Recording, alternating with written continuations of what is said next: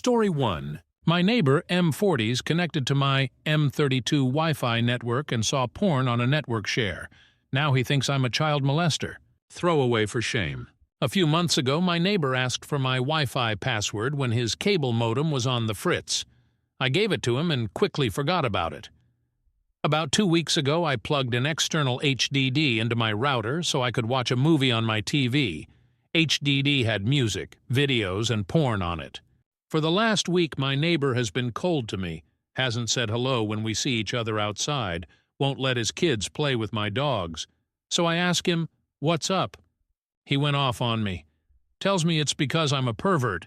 He thinks I'm a child molester, and he doesn't want me near his family. I live next to this guy. We had great rapport before. Mowed each other's lawns. His kids would take my dogs for walks when I had to work late. And I had dinner with his family either at my house or theirs 2-3x a month. We live in Texas, and my neighbor is Catholic. He goes to church every week and has 3 daughters between the ages of 8 and 13. I can only imagine how much stress it would be to have 3 daughters to look after. I have a much younger sister. I get that he wants to look out for his family, but porn is just porn. While I wouldn't want my sister doing it, it's still fun to watch. I don't consider the porn that was on there to be anything extreme. I basically downloaded a bunch of amateur allure videos and some generic mainstream porn videos where the girls are 18-20-ish. Jenna Hayes' early stuff, Tory Black, Sensi Pearl. There was one video, ironically downloaded by my ex-girlfriend, that was a little light bondage. Basically just a girl getting fucked while she was tied to a bed. I'm not sure what all he saw. I also had a handful of pictures from an ex-girlfriend, who was in her late 20s. On there, I wasn't in the pictures and her face wasn't really in any of them. The pictures were tame, no action shots, just her topless and a few shots of her on all fours. We recently broke up, but I'm not sure she was around the neighborhood enough for him to recognize the pictures of her. Any suggestions for ways to fix this? I gotta live next to the guy. Not willing to sell my house over this. I'm a single guy in a neighborhood full of families. It would suck if his family started spreading rumors. I'm more worried about people who don't say anything. We're a close cul-de-sac. Happy hours and BBQs with a bunch of families are common. I know a lot of the stay-at-home moms gossip like schoolgirls. TLDR. Neighbor saw my porn drive, now he's acting really weird, looking for advice on how to fix things, or at least insulate myself from hurtful rumors. Edit. His kids only have iPhones and iPads. The only way they would have seen the drive is if they were using his office computer. I can see exposing the kids to porn would be bad. I don't think that happened. Relevant comment. Mystic Jack. The only thing I can think to do would be to at least talk to him again about the situation, after letting him cool down a bit, validating his feelings about the matter a bit, so that he might see a bit of nuance to the situation when you present your side of it. Your side would simply be that the women in these videos were engaging in consensual adult sex and, for better or worse, enjoying some more non-traditional methods of intercourse. You accept that he won't think of you as he did in the past, but you at least want to be clear that you're only looking at stuff that's completely legal and professionally made. That is, he may worry you're a peeping Tom, so it might help to make clear that the participants of these videos knew they were on camera. I mean, the relationship between you and his family is probably done. But you are correct that some kind of damage control does need to be done here because, well, you're going to have to accept that your neighbors may learn you do indeed watch porn. Gasp. But it's important he not take his anger to fuel exaggerated claims of what he saw. OP. It sucks. We weren't true friends, but we were good neighbors. We'd grab a beer and talk about sports and superficial news. I'm not from Texas or Catholic, so I knew to avoid religion and politics. The conversation you're suggesting isn't a horrible idea, but it sounds seriously awkward. Not looking forward to explaining to a grown man the degree to which I am a pervert. Really didn't expect to ever actually meet a man who would judge another man for watching porn. Temporary haze. That sucks. Next time don't give your Wi-Fi password to anybody no matter what. You did him a favor and now he's treating you like you did something wrong. OP. Yeah, like For him to have seen what was on the drive, he would have had to have navigated to it and explored the drive clearly marked Minimi_storage. There was no way for him to have mistakenly navigated there. He would have had to snoop on a network that I hooked him up with so he'd have internet when his was down. Files were in a folders like Minimi Storage Media Photos, sorted by year. Not the most obscure, but he would have had to do some clicking. And there were only like 15 videos, not like I had a massive collection on there. Anyway, password changed now. Update June 23, 2013. Next day. Okay, so lots of good advice in the original post, thanks. I need to stress that I didn't want my talk with him to be about me telling him I'm right and he's wrong, like a lot of posts suggested. I think that if you feel the need to be right, you aren't going to be a good neighbor.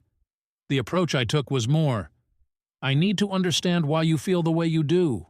Just before lunch, I knocked on my neighbor's door and asked if I could speak with him. He wasn't happy to see me, but he agreed to come over to my house to chat. He didn't want to talk in front of his family.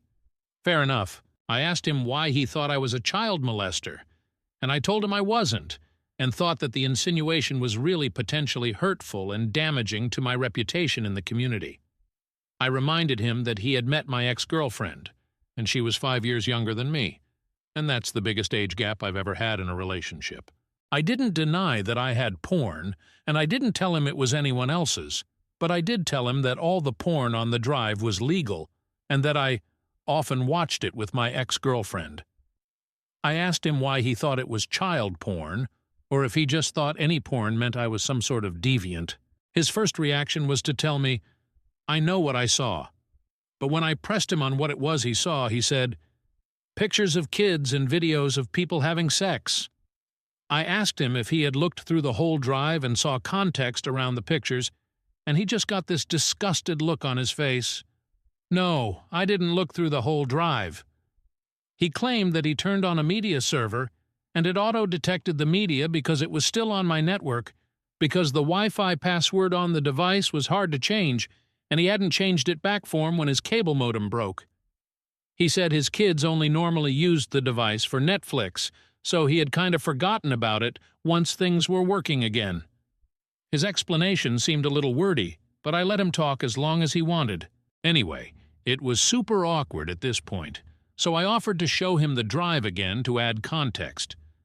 I kind of had to insist he at least look at the file structure. It was painful. Anyway, I showed him that the photos were from my past, and the only pictures of teenage girls were from my high school days, or pictures of my sister.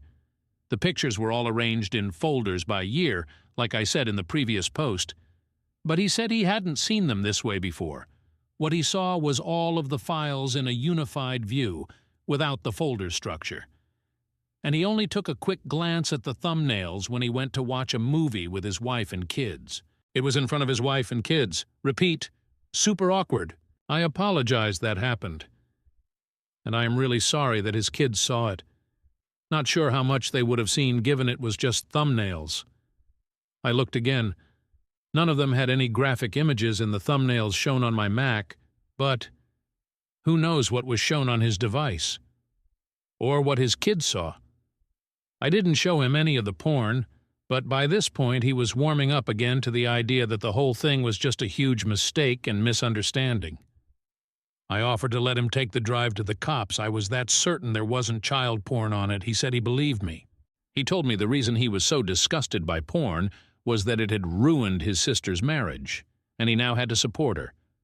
That his sister's husband would watch porn so much that he lost his job and became an alcoholic and ended up being abusive to his wife and kids. He didn't say, but I assumed physically abusive, not sexually. He told me porn set unrealistic expectations on relationships, and I would never be happy as long as I looked at it. Hey, there's some slight truth to that, for some people at least. He told me there was a support group at his church for pornography addiction and asked me if I would be interested in going. I sheepishly told him I would check it out. That seemed to put his mind at ease. He said he was sorry he jumped to conclusions. Candidly, I don't know if I believe his story 100%. I know my TV only shows titles, not thumbnails. I've seen the Boxy and WD Live interfaces. WD Live, I think, shows previews of the clips, but doesn't show images and videos in the same display view. Also, the router wasn't set up as a DLNA server, just a network share. So who knows? I still feel like he probably snooped, but it's possible his kids saw something through their media server. So of course I don't have any intention of going to a porn support group, but I did get the contact info from him for the guy who runs it. I might exchange a few emails and then tell him the times don't work and see if he can suggest another group at another church to go to, then just drop it. We'll see. TLDR. Had a good talk with my neighbor. Things aren't 100% fixed, but at least he's not under the impression I'm looking to molest kids anymore. But I may have to go to church. Edit. Wanted to put a little more down about what he told me. His speech was basically, you won't be able to get married or experience true love if you are still looking to other women, even pictures of women, to get off. You can't have porn in a happy marriage. I don't agree 100%, but I do think the guy's heart is in the right place. As much as Reddit hates on religious people, it was kind of sweet to hear things like that said in 2013. And this whole thing has got me thinking more about the context of information. Not to get all political, but I am terrified more than ever about the NSA now. They see a snapshot, take it the wrong way, and poof, you're on your way to Guantanamo. I know everyone on Reddit feels the same way, but I sure hope we turn things around again in America. Privacy is a great thing. Story 2. My parents tried to screw over my dying stepmother, blew up all of our lives instead. Throwaway for obvious reasons. My 17F stepmother, Jane, is a wonderful, wonderful woman. She and my father got married when I was 4, and she's been a rock in my life ever since. My mother was always my primary caregiver, but up until that point her relationship with my father was acrimonious, and I basically never saw him. Jane was the reason they developed a stable co-parenting relationship. She encouraged everyone having a good relationship with each other, and was always there to support me and my mom when things got rough. Jane was always a really hard worker. When she met my dad, he was living out of a hotel, and my mother was doing everything in her power to keep me away from him, because she was petty and angry that their relationship didn't work out. Meanwhile, Jane had a great job, a nice house, helped my dad get back on his feet, negotiated a visitation schedule with my mom, who hated her for a long time, and made sure my dad sent us money every week because neither one of them could afford an attorney to negotiate child support payments. Jane had no reason to do any of these things, but as I got older, she made it clear that she loved me as much as she loved my half-brothers who were born a few years later. I even have my own room in her house because at the time we lived with my grandparents. Various boyfriends of my mom and Jane felt that I needed a more stable environment than that. She's like the opposite of the evil stepmom. When I was 15, Jane won a big lawsuit against an airline company and got awarded upwards of $1 million. She used the money to build sizable trust funds for me and my brothers, so that we would be taken care of later in life. Despite having a lot more money, she still wanted to live a fairly modest life, so she paid off the house she has and has been living there ever since with my dad. Sure, she bought a new car, and they went on a few nice vacations, but she didn't blow all her money on stupid things, which I respected. About a year ago, things started getting really weird. Whenever I saw Jane, she seemed to look sicker and sicker, but no one would tell me or my brothers why, even though I know they knew. All we knew is that she was at the hospital a lot. Around the same time, my mom has been coming around my dad a lot more and acting really strange. Basically like she was trying to romance him. Whenever Jane was in the hospital, my mother would insist on spending the night at their house and playing mom to my brothers, which was so weird to me because she never liked them or Jane. She'd be the perfect little housewife, and my mom is not like that at all. It was super fake. Worst of all, my dad started falling for it. I'm not stupid. I'm pretty sure they were sleeping together. I tried to shield my brothers from it, but they're not dumb either. I tried talking to my dad too, but he insisted it wasn't like that. Then a few weeks ago, my mom started talking about all the places she'd like to visit, how she wanted a new car and was looking to invest. Which is weird because my mom has been a bartender her whole life and has lived paycheck to paycheck since before I was born. She was acting like she was about to get a lot of money, which started to make me really suspicious.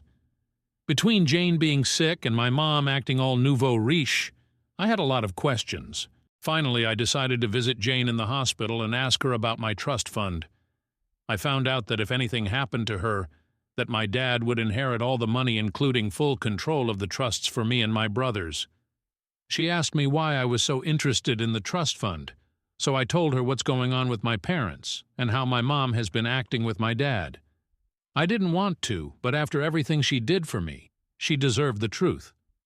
It really hurt me to break her heart like that, especially once I found out that she was basically in hospice at this point because of irreversible kidney failure. She's only got a few more months. We both cried so much. Then 2 days ago, everything came to a head. My mom stormed in furious and started arguing with my dad.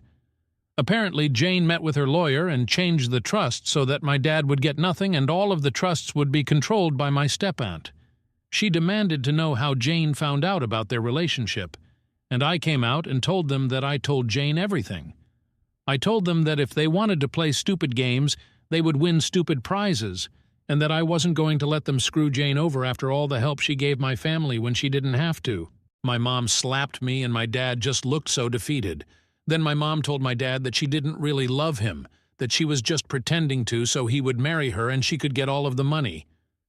The worst part about it is that my brothers witnessed the whole thing, and now on top of their mom dying, they have to deal with a cheating dad and his vindictive ex. Our whole family is in ruins, and I feel like it's my fault even though I know it's not. Yesterday I visited Jane again and told her about the fallout. She apologized and said that she had to dissolve my trust fund to make sure my mother didn't get a hold of the money, but that as her oldest, I will inherit the house property after she is gone, and that's worth more than the other 2 trust funds combined. My father won't get anything because she's going to divorce him before she dies, and honestly, I'm happy for her. She made me promise to take care of my brothers and told me that once I turn 18 this summer I can kick my dad out of the house if I want to, and I fully plan to do that BTW. I haven't talked to my dad since, and I can't even look at my mom. I can't believe they would conspire to do this to Jane after all this time. Just proof that they deserve each other, and I'm embarrassed that they're my parents. Once I turn 18, I'm going to cut my dad out as much as I can and cut my mom out completely. I hope she rots. Meanwhile, I'm going to try and be at the hospital as much as I can until Jane passes away. Anyways, I just needed to vent. I'm really messed up about the whole thing, and I feel super betrayed, although I can't even begin to imagine how Jane feels. I'm gonna be so effed up when she dies. I can't even think about that right now. But at least she's not surrounded by people who just want to bring her down. Thanks for reading. Edit. Some people are asking a lot of the same stuff, so I'll just clarify here. My brothers.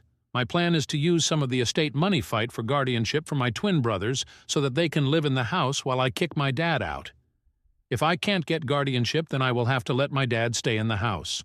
However, once I turn 18, I will technically be an adult, so even if my dad leaves, I'm still legally able to be responsible for them. The only thing I won't be able to do is stop him from taking them if he leaves. But they will be 18 in 6 years, so even if they do have to leave, they will always be able to come back whenever they want. In a perfect world, my dad would just leave and let my brothers stay with me, which I'm sure my bio-mom would be very supportive of because right now she hates all of us and I doubt that will change anytime soon. The trust.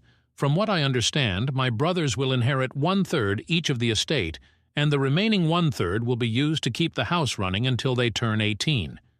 After that, it will be up to me if I want to keep the house or sell it. At that point, my brothers will still have money left in the trust so they can branch out or do whatever they want. Otherwise, I will not sell the house and just pass it on to them or keep it and maintain it myself, and they can just stay with me as long as they need to. Edit to the edit. So I just spoke to Jane, and she told me that the reason she dissolved the trust is because originally it was going to be split 3x between us kids, and my dad would inherit the house. She dissolved my third and switched it over to make it to take care of the house maintenance, and instead put the house in my name so my dad wouldn't get it. Plus, by doing that, at least financially, I would be getting a much bigger share. The house is worth about 1.5x the amount of my brother's trusts. I just wouldn't be able to do anything with it until my brothers are 18, which I'm totally cool with. Sorry if I don't have a better answer, but I'm just trying to translate what she told me. My parents. The big fight happened on Sunday, and I haven't spoken to either of my parents since. I think they're both at my mom's place right now, but that's fine with us because we're all still mad at them, so they can stay gone for all we care. I know technically that's not legal to just leave us alone, but I've been taking care of my brothers for over a year. I can handle a few days while he gets his shit together. Screw both of them. Hope that clears some stuff up. TLDR. My bio parents tried to screw my terminally ill stepmother out of trust fund money, but she caught on, and now no one on my side of the family gets anything. Additional information from OOP on her parents, stepmom's health, trust funds. OOP. Why isn't Jane on dialysis? I don't remember the exact details, but Jane has a genetic condition where she gets cysts on her kidney. She already had a transplant a few years ago, but now she developed problems with her arteries or something in her legs, so she doesn't qualify for dialysis. She could get another transplant, but she doesn't want to because the last time was so traumatic, rejections, etc. So she decided to just let herself go on to maintenance medications to prolong her death until she gets her affairs in order. She has a few other health problems that make the typical treatments really dangerous. And according to her, she'd rather die surrounded by loved ones than on an operating table. Dissolving the trust fund. Jane told me she didn't technically have to do it, but she didn't trust my bio parents not to do something shady and get a hold of the money before I turn 18. Even if my aunt controlled the fund, my dad would still be able to collect if something happened to Jane before I turn 18. Her lawyer suggested it's better safe than sorry, and I agreed that it was the best option. I'm not an expert, though I don't know the details. How my mom knew. Like I said before, I'm pretty sure Jane told my dad, who then told my mom, and that's how the argument started. I can't think of any other way, and I didn't really care enough to ask. Jane's thoughts on my mom. She didn't know my mom was doing all of that. My mom has her own place and would only come over whenever Jane was in the hospital for a few days at a time. I've been living with my dad for a little over a year, so he probably told Jane that my mom was there to spend time with me, if he told her at all. Besides, she didn't move in until a few months ago, which I guess is when they started hatching their plan.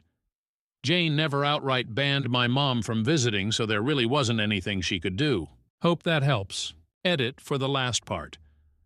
The remainder of the money belonging to the estate that hasn't been put into trusts for my brothers is going to be used to maintain the house. Utilities, taxes, etc., until my brothers are 18, and then I can either choose to sell the house or keep it and maintain it myself if I'm able to. I plan to go to school in that time and get a better job with the goal of keeping the house. But if I can't, then I have the option to sell it. Not that I will, but that's how it was explained to me. OP on her stepmom and their relationship provides thoughts on her bio mom. OP. Honestly, it's because she's more of a real mom than my actual mom. My bio mom is kind of ambiguous about my existence, but Jane was always extra involved, sending me to sports teams and paying for dance classes and just showing interest in my hobbies as I got older. Plus, as the only girl, I think we bonded on a level she can't with my brothers, so she always made sure to let me know I was on equal terms with them. When I was younger, we would watch movies and have girl time where it was just us one. And those are some of my best memories with her. Jane is also really mature and someone I want to be like when I get older, whereas it feels like my mom is a teenager in an adult's body. She was constantly picking fights with my dad about dumb things, and Jane was always there to smooth things over and keep my best interest at heart over her own feelings. I know my mom made Jane's life really difficult for a long time, but Jane never complained or said anything to me about it, whereas my mom constantly complained about Jane. As I got older, I just always felt more at peace when I was around Jane than when I was around my mom. If you want your stepkids to love you, just be there for them and treat them like your own. Ignore whatever drama you have with your husband's ex and just love your kids. Trust me, if you really care about them, they will know. Relevant comment. Matty DV's 1979. My only advice is make sure you work with a lawyer once she passes, so you get your inheritance and your parents can't try to intervene. and then you keep your promise to use that money for you and your brother's welfare. OOP. Oh, absolutely. Jane already gave me the lawyer's info, and between him and my step-aunt, I'm sure I will be able to do what I need to do for them. I don't even care about the money. Most people don't have trust funds and turn out just fine. I'm actually more glad that she gave me the house because you can be damn sure it's going to be a safe space for my brothers, whether I end up getting custody of them or not. My brothers are basically Jane's legacy, so my goal is to give them the life and guidance that I got from her, and that they won't get because she'll be gone. OOP on the relationship between her father and her stepmom before they got exposed. OOP.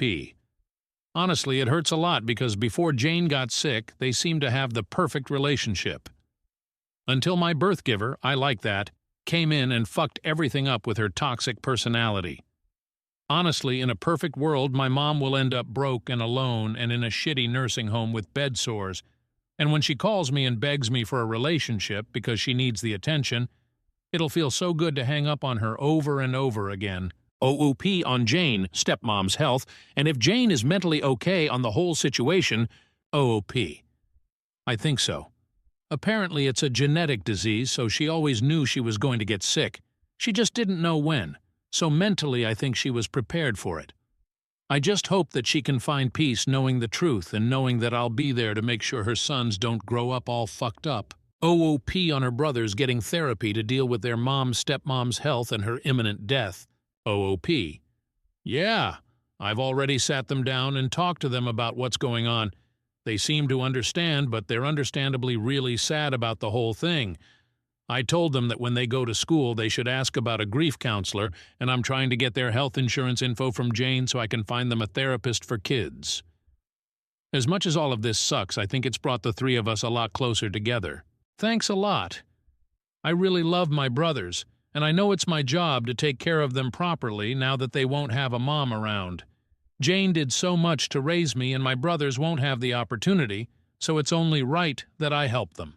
Since finding all of this out, my plan has always been to have my brothers live with me. I'm already in charge of taking care of them, and the house, for the most part, the only thing my dad does is help pay the bills. Unfortunately, I won't be able to kick my dad out as long as he's their legal guardian, which is why I'm trying to find some other solution to that. But if, when that gets resolved, he can live under a bridge for all I care. Update, May 8th, 2024, 3 months later. Please check my profile for my previous post. Hi guys, it's me again. A lot of you asked me for an update on my situation with Jane and my family. So I've come back with a few things that have happened since I initially posted. I will try to organize this in a way that addresses the major points of last time. Jane is still alive and doing surprisingly well considering the circumstances. She's always been a fighter, and although her disease has been progressing, she's keeping a positive attitude with everything that is going on. She says she's grateful that she was able to see everyone's true colors before she passed, so she could go into the next life knowing the truth. We have become so unbelievably close in the past few months, and it's getting harder and harder to know that she's getting close to the end.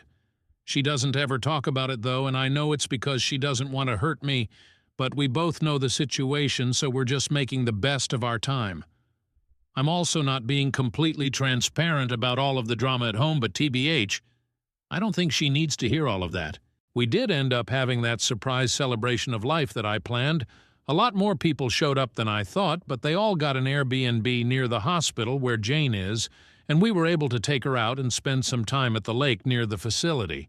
It was super low-key, which I know Jane preferred, and I was even able to get her old college friend to come after I found him on LinkedIn LOL. We had food, and there was music, and we played games, and it was overall a really great time, except Jane started crying at the end, but she promised me it was just because she was grateful.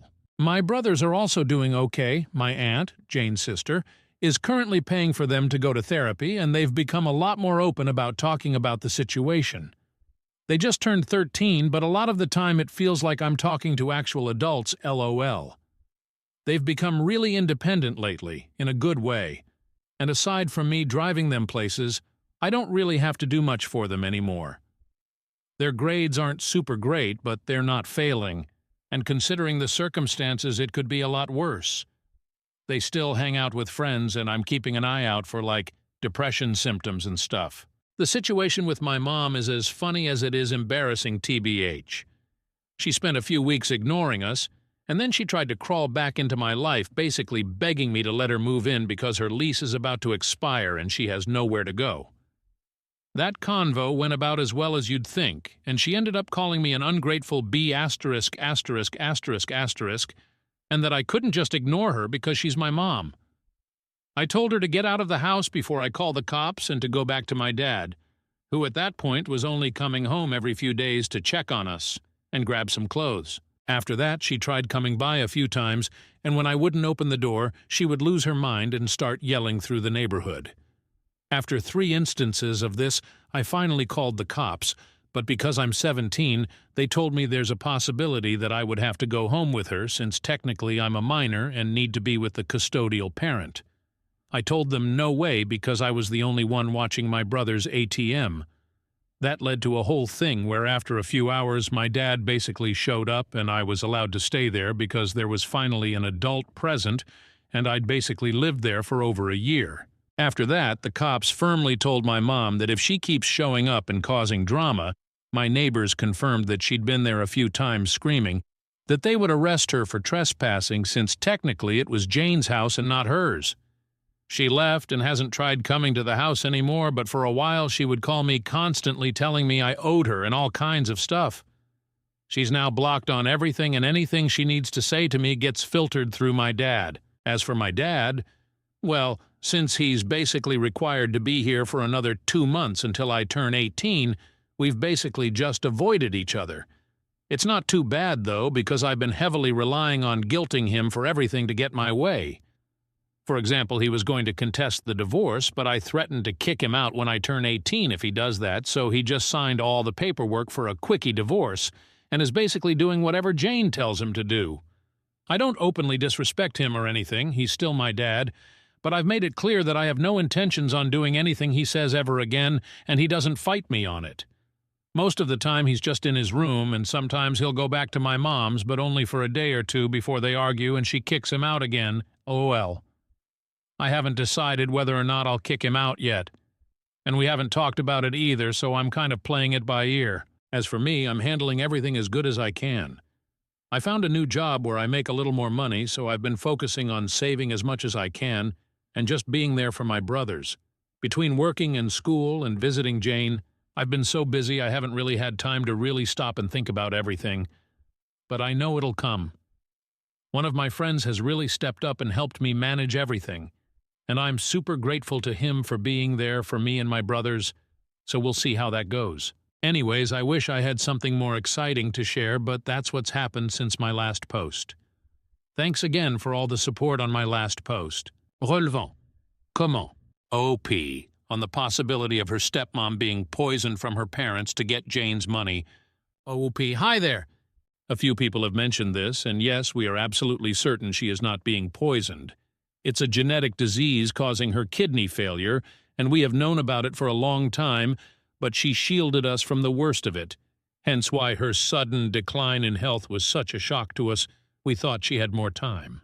My brothers have also been screened for this disease, and thankfully neither of them have it. Edit to add. I'm turning 18 in a few weeks, so I don't need to get emancipated, and my dad has already agreed that my brothers will stay in the house with me because they have nowhere else to go. OOP on Jane making video clips for her brothers. OOP. Yes, actually, a few people suggested this on my last post, and we have been doing this for a few weeks now. Jane has a little digital recorder that she's been putting her thoughts down on, and she's also written a few letters to us for major milestones. My brothers do not know about this as we want to surprise them. But that said, they have been coming to the hospital more now that they're in therapy and able to deal with it. I know they do not want to have any regrets even though it's a difficult situation. OOP on her father after being exposed and her biomom trying to manipulate him. OP. I do think he's remorseful, he hasn't said it, but the way he's acting is telling me that he's being really passive, when normally he gets a little belligerent if he really feels like he didn't do anything wrong. Also, I know I have every reason to kick him out, but he's still my dad, even though what he did to Jane was terrible. He's just kind of a weak-minded person, and my biomom really manipulated the crap out of him and continues to manipulate him, but I can tell he's getting tired of her BS because he's spending less time with her. He didn't know she was showing up at the house, and when he found out, he was super pissed at her. They've been fighting non-stop, and I can tell he's not as much under her spell anymore because he's at home more, but who knows? New update, final update, December 14th, 2024, 7 months later. Please refer to my profile for my previous posts. Hello everyone, it's me again. I've gotten quite a few messages in the past months asking for an update, so I'm going to post my final update here and hope that it's enough to answer the questions everyone has been asking. I'm sorry that it took so long to update, but a lot has been going on. As many of you may already assume, Jane passed away early fall of this year. It was very traumatic and sudden, but the silver lining is that she exceeded every doctor's expectation for her life, and when she did go, she was surrounded by family, including me, my brothers, and my dad. She was on palliative care and felt no pain except for a brief moment right at the end, and we are all very grateful for that.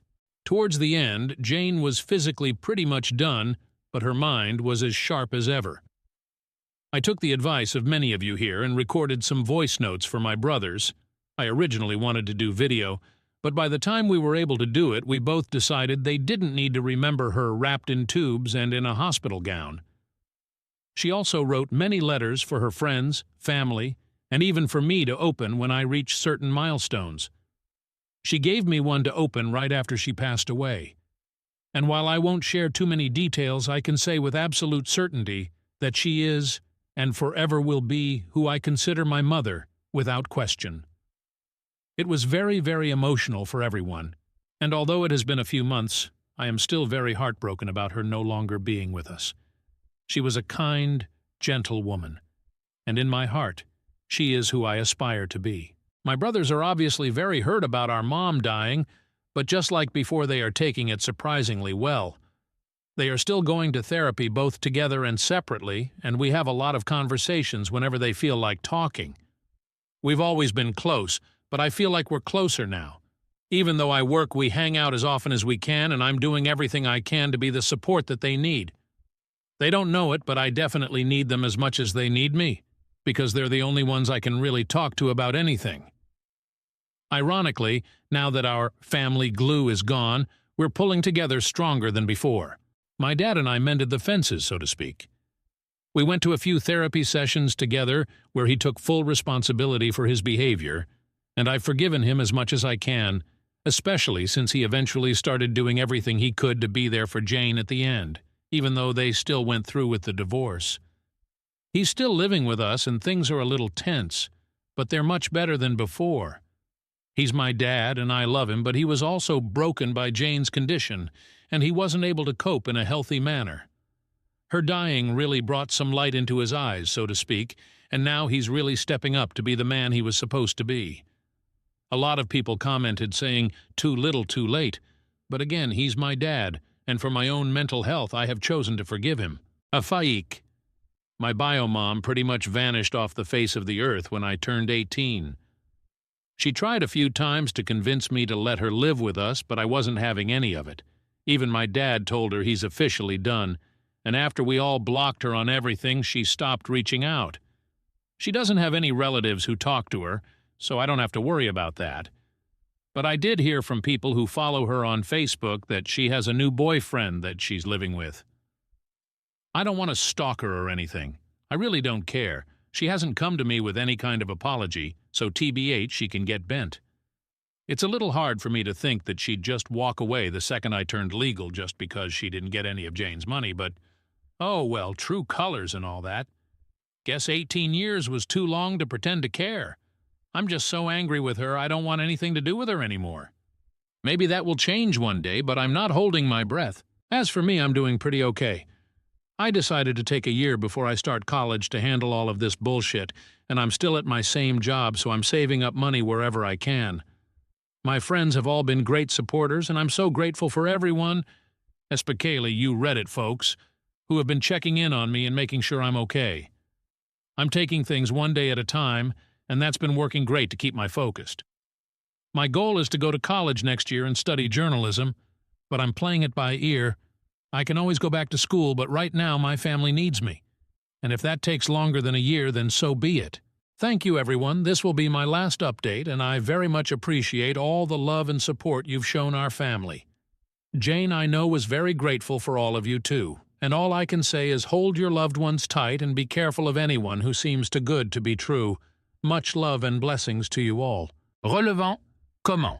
OOP should make sure her father is in therapy in order to deal with the unresolved issues he had. OP.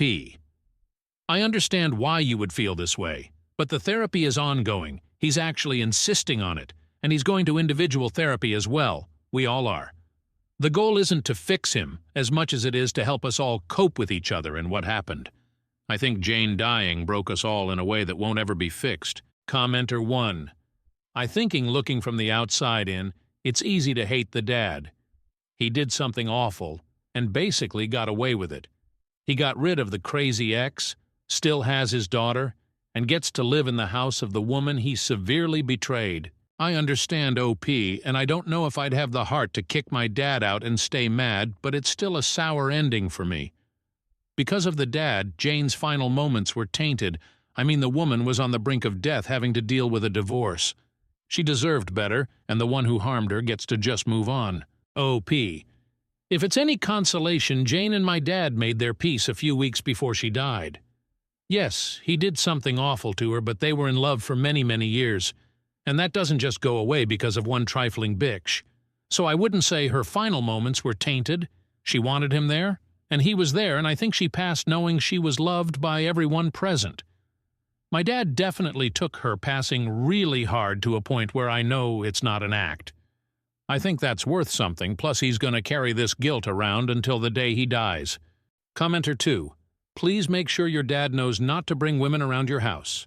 Just in case. You and your brothers do not need to see him date anytime soon, and definitely not in his ex-wife's home. OOP. Trust me after this, he's not interested in dating anymore. He really loved our mom, and after my bio mom pulled her BS, I think he's completely done. He's got a lot to recover from too, which I think a lot of people forget.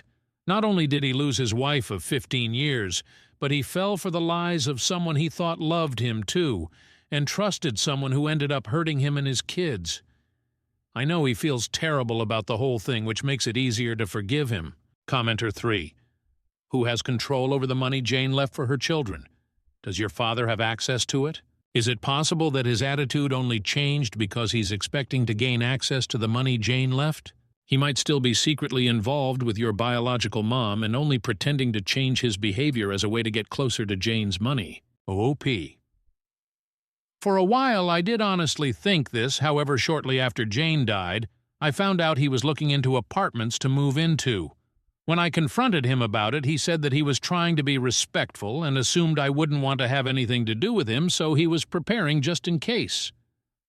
I think the fact that he wasn't parading his plan around in front of me to try and get brownie points says a lot. That and the fact that he's been very involved in our therapy gives me a lot of hope. I understand a lot of people have had bad experiences, but like I've been saying, my dad isn't a bad person. He's just stupid. Story 3. Friend 26M said horrible things about me, 23F, all while he's staying at my place along with all his things for free. My friend Kevin recently had to move out of a house him, plus his family, were renting. I've known him since I was about 13, and we've kept up a friendship, or what I thought was a friendship, ever since then. I've helped Kevin out numerous times, from picking up groceries for him when he was out of a job and didn't have money, to taking him back and forth to work for months at a time. I thought he was my friend, and friends help each other. So about 2 months ago, his mom, yep, he does indeed still live at home with his mother, his sister, 19, and 3 other people who aren't related to him, lost her job, and they were no longer able to make rent. He's currently unemployed and asked if I had anywhere for him to stay and put some of his things. Stupidly, I agreed. I told him he'd only be able to stay certain days because I wasn't comfortable with him being there when I wasn't, and I also need time by myself. So it averaged out that he stays about 3 days a week, give or take a day or two if I say it's okay. Anyway, he stayed this last Friday, and everything went fine. He had someone pick him up the next morning to go job hunting and left. Edited to point out, he wasn't really job hunting, He was out with this friend picking up pills and Molly to sell on the side. This is the major reason I want him out of my house. I could overlook the shit-talking in order to make things go smoothly, but I absolutely will not tolerate being friends with someone who sells drugs. Been there, done that. He left his phone. At first, I wasn't snooping. We both have the exact same phone, and it was laying on my computer desk, where mine usually is anyway, and I heard it vibrate. Obviously, I picked it up thinking it was mine and that someone texted me, but I was wrong. Display opens up to a conversation he's having with one of his friends, and it's about me. I know that I shouldn't have read it, and I wouldn't have, had the first text I saw said, "So, are you still at that bitch's house?" Bitch meaning me. I was hurt, felt sick to my stomach, and stupidly continued to read the rest of the conversation. This guy has said horrible things about me. He accused me of lying on certain days when I said I was busy, said that I lied about my father having cancer. He does in fact have cancer, and it's bad. Not sure how much longer he has left, and obviously I'm at my parents' house a lot to see him and help my mother care for him. He called me a cunt numerous times, said I was two-faced, that I was shitty friend, talked shit about my boyfriend, etc. One text was like, "The only thing that would make this deal any better is if she started fucking and sucking me, but that's not gonna happen because she's so crawled up her boyfriend's ass." It broke my heart because I really thought I was helping him out, and now I see it was pretty much just taking advantage of me. So now I'm stuck. He's staying at a friend's house right now, and that friend came and picked up his phone on Saturday, so I didn't see Kevin. I don't know what to do. Save for about 4 outfits, I currently have all of his clothes in my possession. I also have some of his furniture, well, his mom's, in my storage unit because they're living with family members. I don't want to bring anything I read up. I understand that was a violation of his privacy, but it doesn't change the fact he said all of those things, and that I know he said them. This isn't a, oops, I accidentally unlocked my boyfriend's phone and read every text or Facebook conversation since the beginning of time. Thing. I had no intentions of looking at his phone, honestly thought it was mine, until I saw that text. I should have stopped, but I'm glad I didn't because not only do I know what he said, I also know about the drugs. So right now, how do I explain to him that he needs to get his things and find somewhere else to stay without it being a problem? I don't want to make Kevin mad because I know what he's capable of when he doesn't like someone, and it looks as if he doesn't like me right now anyway, so I really don't want him coming here and destroying my house or something. Kind of at a loss here. It's not a roommate situation, so I don't really have to give him a time frame or anything of when he needs to leave, but at the same time I don't want to be a bitch about it and tell him to just come get his shit and never speak to me. I was thinking of telling him that one of my relatives or something is coming down and needs to use my spare bedroom, but that doesn't solve the issue of his furniture still being in my storage unit. Reddit, you got any ideas? TTLDR. Friend talked major shit about me, all while staying rent/food/utility free at my house. Need him and his things gone, but not sure how to tell him without bringing up that I know everything he said about me. Relevant comment? Titty sprinkle. Here is what you do. You get a real friend to move all his shit out of your storage unit, and you take his clothes and put them in the same pile. And then you tell Kevin he can go pick up his pile of shit and to not contact you. This is not a friend. This is an asshole who is taking advantage of you. You owe him nothing. The point of you finding out he is talking shit about you is completely moot. What he said was so unbelievably disrespectful. It is your home and your happiness. You just kick his ass to the curb. Seriously, it's that easy. OP. It's not that easy, though. I'm seriously worried if I just tell him, get the fuck out, don't contact me, here's where your stuff is. He'll go batshit and try to break into my house. For anonymity's sake, I'm not going to do into a detailed description of why I think that, save for that he's done it before when he was younger. I had no knowledge of that before reading the texts, but I know that now too, which is why I'm worried about that. I do have a home security system, but I'd rather avoid that at all costs. Titty sprinkle. Honestly, if you are legitimately afraid something like that would happen, then tell the police what is going on and ask them to add some patrol to the area. You can't live in fear of a bully. I understand it's scary, but if he feels he can bully you, which I have a strong suspicion he already has, then he will continue to scare you to get his way. If you have a home security system and you change the locks, you will be just fine. You need to make this a clean break, and the only way to do that is to box up his stuff, drop it off, and ignore him. You owe him nothing. O.P. He doesn't have a key and has never been in possession of my keys. There's only 2 sets anyway, mine and my boyfriend. So is getting locks changed mandatory? Only curious about this because it's set up with my security system. I can opt in to receive an email/text anytime my door is locked or unlocked, so I'm not sure if messing with the locks would fuck with that too. Does the boyfriend live with OOP or can he stay over? Unfortunately, no. He does stay here from Fremont, but I go to his house twos and wed, and unfortunately my friend knows this, as this has been our routine for the past 4 years, so he knows when I'm not home, but he also knows I have an alarm. Update February 19th, 2013, next day. After reading this post by Sukurari, I decided to stop being a pussy about it and just tell him to get his shit. I packed up all of his clothes and the rest of the stuff he had here and waited till my boyfriend got off of work. When he got here, I called Kevin and told him to come get his stuff, that he couldn't stay here anymore, then hung up. He started texting me. This is pretty much the conversation. Kevin, UTF. You know I don't have anywhere to stay tonight. What the fuck am I supposed to do now? Me. I don't know. Maybe get a decent job and keep it so you actually have somewhere to stay instead of couch surfing. Kevin. UTF, is that supposed to mean? I didn't think you gave a shit how long I stayed. You have a spare bedroom. It's not like it matters. Me. Yes, I have a spare bedroom. I, meaning mine. The spare bedroom in my house that I went to college and got a decent job and saved up money to afford buying. I didn't buy it so my friends could crash in it and live here rent-free. Kevin. Fine, be like that. That's a really fucked up and bitchy thing to do. I'll have my shit in a few hours. I'm busy right now. So, it ends up being around 1 a.m. and still haven't heard from him, and my boyfriend is getting pissed. Boyfriend calls him up and says, "Look, you have 15 minutes to get here and get your stuff, or it's going out by the road."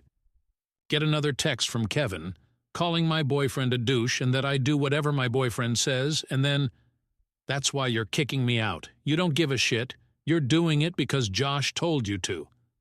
Obviously, that isn't true. My boyfriend doesn't care who stays at my house, and he's never been mean or anything to Kevin. I don't text him back, and about 20 minutes later, Kevin and 2 of his friends show up. They all get out of the car and start to come in, and my boyfriend just blocked the doorway and tells them that they're not coming in and that his stuff is already packed up. Kevin comes in, grabs his laundry basket of clothes, and starts handing off his stuff to the guys from the doorway. Before Kevin leaves, he turns around to me and is like, "This is really fucking bullshit. I thought we were friends." I just said, "So did I," and shut the door. He hasn't tried to text me or call me anymore, but his mom did. She was nice and just asked if I had some time in the next few weeks, if I could meet her at my storage unit to get the rest of her things. I have no problem with his mom, and I'm certainly not going to keep her away from her furniture, but I have no plans at all to talk to Kevin. TLDR, got friend to get his shit and leave. Relevant comment? OP, when asked why he brought 2 friends along and was she scared? Oh my God, my heart dropped when I saw them get out of the car. I knew both of the guys, though, from going to high school with them, and afterwards realized that the 2 guys live together, and only one of them has a car, so Kevin is most likely crashing with them. I don't think it was a scare tactic because as soon as my boyfriend told them they weren't coming in, they were both like, "Oh, sorry, man, I understand. We'll wait out here, no problem." They just sat on the porch playing games on their cell phone till Kevin asked them to take his stuff to the car. When told not to go alone to meet the mom at the storage place, well, she called a few minutes ago and asked if I would be free on Friday sometime because she's found another house to rent and started apologizing to me for the way Kevin acted. He'd apparently went to her bitching because I wasn't letting him stay, and she started telling me that she didn't blame me for kicking him out. And if he wasn't her only son, she would have dropped his ass a long time ago. Nevertheless, I don't feel comfortable meeting her by myself, so my boyfriend and his brother are going with me, and can excuse them being there by saying it's to help her load her truck up, haha. Boyfriend brought this up earlier. We decided he'll meet the mom and I'll stay at the house. I'm hoping my alarm and my large dog, which he's scared of, will keep anything from happening, hopefully. OP, when told not to let the friend back in her life. No worries there. After reading those texts, I'm done with this guy. It was fucked up everything he said, and I only posted the mild stuff. If it had have been something like, "Oh, she's stubborn," or that I was cranky or grumpy, it wouldn't be a big deal. But everything he said, drugs included, I'm so done with that shit. I'm an adult, I don't have time for that. When told to move. Unfortunately, I can't move. I bought my grandparents' house from them when they retired, and would never be able to get a house this size, with the acreage for what I got it for. I love where I live and certainly wouldn't move away because of something like him. More on the texting. Unfortunately, I wish it was like this. The person he was talking to about me used to be a mutual friend that I don't associate with anymore because I don't party or drink or do drugs. The conversation talking shit about me went back months and months. Pretty much every time I've ever hung out with this guy, he's texted this other guy to talk shit. One time in particular, I was talking to Kevin about some family problems. You know, you do that when you're friends. And he had texted this guy our whole conversation and was like, "She's such a liar. I don't give a shit what happens in her life." None of it was a lie. And it hurt me to think the entire time I was spilling my guts and heart out to him, he was just making fun of me. Story 4. Just got out of prison and owe so much money. I went to college and graduated, but went to prison soon after about 18 months ago. I just got out on parole and am looking at the aftermath of my finances. I'm getting so many letters and calls from so many different companies I don't... where to even begin. I know I had 3 credit cards, 2 from Wells Fargo and 1 from Capital One. Apparently Capital One sold off my debt a while back, but Wells Fargo still has mine. Student loans are all over the place. I know I took out some personal loans through Discover, but I'm lost as who are all the companies, or just one company, that holds all my regular student debt from the university. I know at some point my loans started coming through another federal company cause of some changes in law, but I'm completely lost. I just got a big old pink letter saying my student loans are about to default. While I was in prison, some student loan company found me and sent me a letter, and I was able to defer it for a year. But that time has passed a few months ago. Right now, I'm jobless and am crashing at a friend's house, but I'm aware of how serious a student loan default is. This is all beyond what I'm mentally capable of handling right now. I just went through a stockpile of letters that were saved in the past year, and am too overwhelmed to even know what to do first. What can I even do? Even if I had some crappy job, I'm engineering by education. My first concern is a roof over my head and food. I don't even know what to tell these people when I figure out the mess of who the hell I actually owe and what. Please help me. I stayed out of trouble in prison and continued studying and try to study programming to maybe get a web dev job on the side. I want to do the right thing and get out of this endless black hole. Edit. I spent the last hour reading through every comment here, and I think getting a free credit report to see who I owe, since I haven't really had an address or phone, would be a good first step. I should have said my debt is mainly student loans, $80K public, $20K private, best guess. And my credit card debt is about $67K, so I'm really iffy about declaring bankruptcy, but I will at least talk to a lawyer and learn more about the best route to take.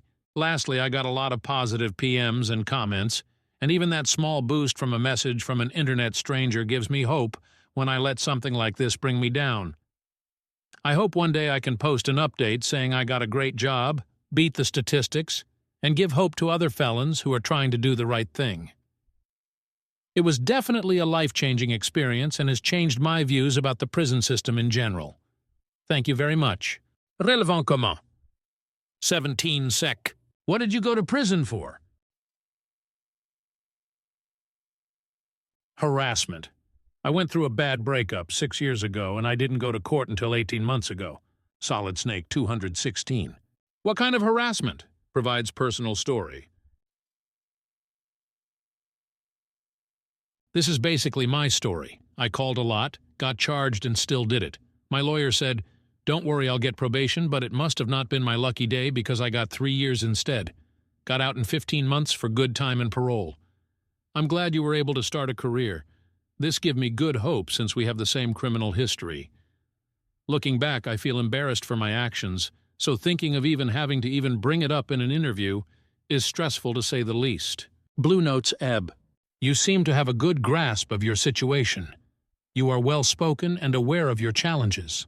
Listen to everyone here. Your finances will eventually sort itself out. Focus on your basics. Job and a place to live that is safe. Add basic banking and then start working on fixing what can be fixed. Most states, if you stay out of all trouble, will give you the opportunity to clear your record after 5, 10 years. You may be a felon, but you will be given a second chance to have that erased down the road. Don't be a statistic. Good luck, OP. Thank you. I've definitely changed a lot since I committed my crime 6 years ago.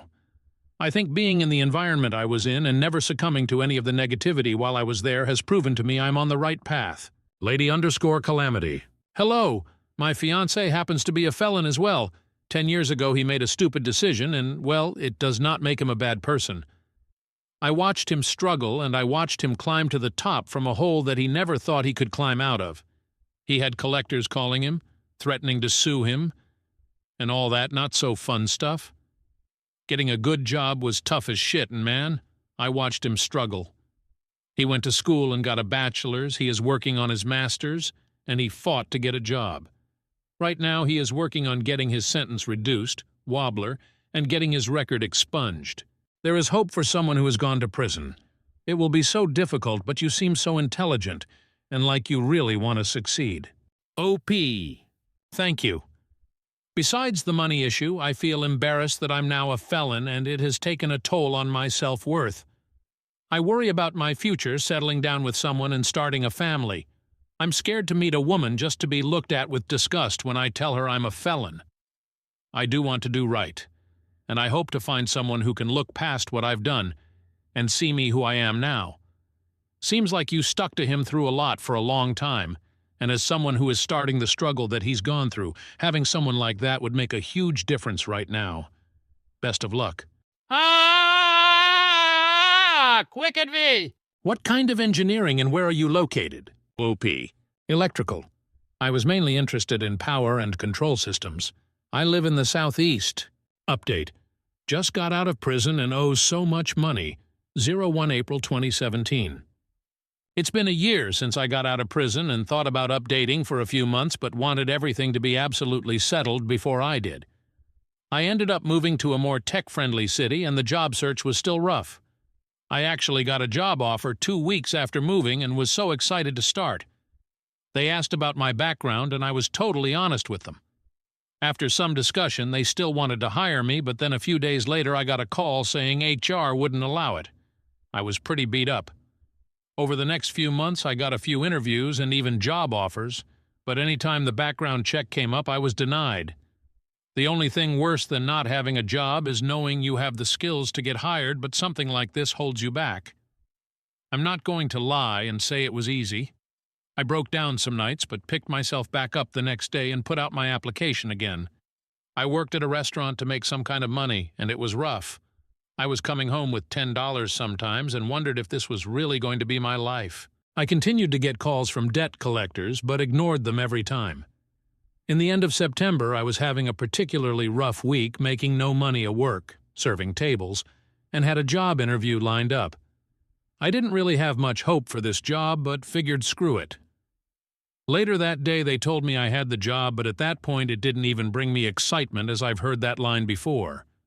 I did the usual background check and waited for the fatal call.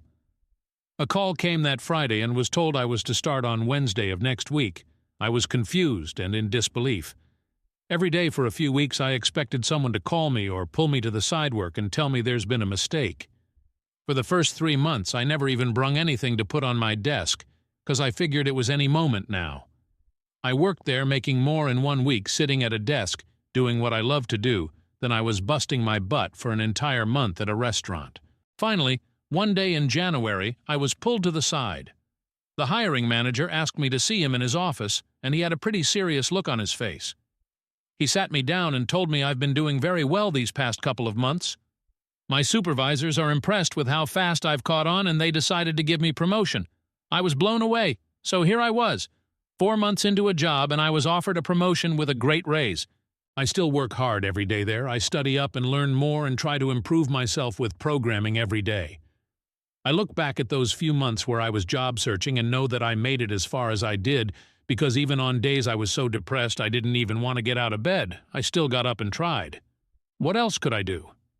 I still worry about the future, but for now I want to work here for a while, getting as much experience and time behind me so my criminal history will pale in comparison to my skills and drive to succeed. I've even managed to get a pretty good girlfriend who knows all about my past, and we've been dating for 5 months. She's supportive and is proud of how far I've gotten and how much I still do to make sure my past does not define me. I've helped a number of people start on their programming career and have even given presentations for newcomers. Have I gotten some backlash? Yes, but screw those people. As for my loans, I've saved up an emergency fund for 6 months, and as of 2 weeks ago, I paid the last bit I owe on my credit card. I still have a mountain of student debt, but I pay it off bit by bit. I don't get any more calls about money I owe, and well, life is all right. I hope anyone who is in a similar situation as me can look at this and know someone in the same boat as you has made it through and succeeded. TLDR, hard work and perseverance pays off. Relevant comment. Billy the Kid of Bastion. Saved to show my relative who is being released at the end of the year and will face similar struggles and hopefully similar successes. I hope your story inspires them to keep persevering, no matter how tough it gets. Thanks for sharing and good for you. OP. As someone who never thought he would end up in prison, it's a very dark place, and I have massive respect for anyone who gets through it with a positive light and works hard to do right when they get out. Our ex-cons, although small, can be a valuable place to get help. Downvoted comment from a deleted user. Not to shit on your effort, but you got lucky with the one company that hired you. Plenty of people who never get the job because of these kinds of reasons. OP. I've seen this self-defeating attitude far too many times while I was in prison. Even if you never do get a break your entire life, you'll know you lived your life trying instead of hating the world. From a deleted user. You say you have a pretty good girlfriend. There's a story there. Because you didn't say it like she is a pretty good girlfriend. I think pretty good is about a C+ girlfriend. Could be better, could be worse. OP. Couldn't be better. She accepts me for who I am now and doesn't judge my past. We both still work hard to better each other every day.